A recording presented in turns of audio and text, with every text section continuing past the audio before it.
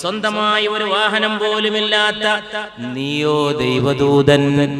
ഇതെല്ലാം കേട്ട് മനസ്സ് തളർന്നുകൊണ്ട് അവർക്കിടയിൽ നിന്ന് പുറത്തേക്കിറങ്ങുമ്പോ എല്ലാം തയ്യാറാക്കി വെച്ചിരിക്കുന്നു. കൂക്കി വിളിക്കാൻ ആളുകൾ, കല്ലെറിയാൻ പയ്യന്മാർ. അങ്ങാടി മുഴുവൻ നിറഞ്ഞു നിൽക്കുകയാണ്.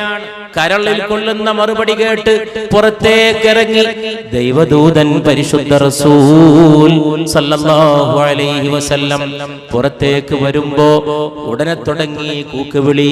4 ഭാഗത്തു നിന്നും ഏറുവരാൻ തുടങ്ങി.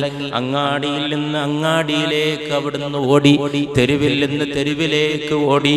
കാലിൽ വന്ന് കല്ല് ഒന്നൊന്നായി പതിച്ച് രക്തത്തുള്ളികൾ വീഴാൻ തുടങ്ങി.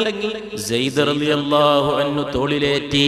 കൂടെ സേവകനായ സെയ്ദ് മാത്രം പരിശുദ്ധ റസൂലിനെ തോളിലേറ്റാൻ ഭാഗ്യമുണ്ടായത് ഈ ലോകത്ത് ആകെ 2-3 പേർക്കാണ്. ഒന്ന് തൽഹ, ഒന്ന് സെയ്ദ് റളിയല്ലാഹു അൻഹു. തൽഹ ഉഹദിൽ നിന്ന് ശരീരത്തിലേക്ക് പുണ്യ റസൂലിനെ എടുത്തു വെക്കുമ്പോ പുണ്യ റസൂൽ തൽഹയുടെ കാതിൽ മന്ത്രിച്ചു, തൽഹ, നിങ്ങൾക്ക് ജിബ്രീൽ സലാം അറിയിക്കുന്നു. തൽഹ, നിങ്ങൾ സ്വർഗാവകാശിയാണ്. നിങ്ങൾ അല്ലാഹുവിന്റെ റസൂലിനെയാണ് ചുമന്നിരിക്കുന്നത്, എന്റെ പ്രിയപ്പെട്ട തൽഹ എന്ന് പരിശുദ്ധ റസൂൽ സല്ലല്ലാഹു അലൈഹി വസല്ലം സെയ്ദ് ചുമലിലേറ്റി കുറച്ചു ദൂരം മുന്നോട്ട് പോയി. ഓടിത്തളർന്ന പുണ്യ റസൂൽ ഒരു ഭാഗത്തിരുന്നു.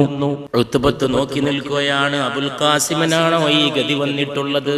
അബുൽ ഖാസിം മക്കത്തെ തെരുവിലൂടെ എല്ലാവരുടെയും ബഹുമാനപാത്രമായി നടന്നിരുന്ന അബുൽ ഖാസിമിന് തന്റെ സേവകൻ വഴി കുറച്ച് മുന്തിരി കൊടുത്തയക്കാൻ തീരുമാനിച്ചു. പരിശുദ്ധ റസൂലിന്റെ അടുക്കലേക്ക് സല്ലല്ലാഹു അലാ മുഹമ്മദ് സല്ലല്ലാഹു അലൈഹി വസല്ലം.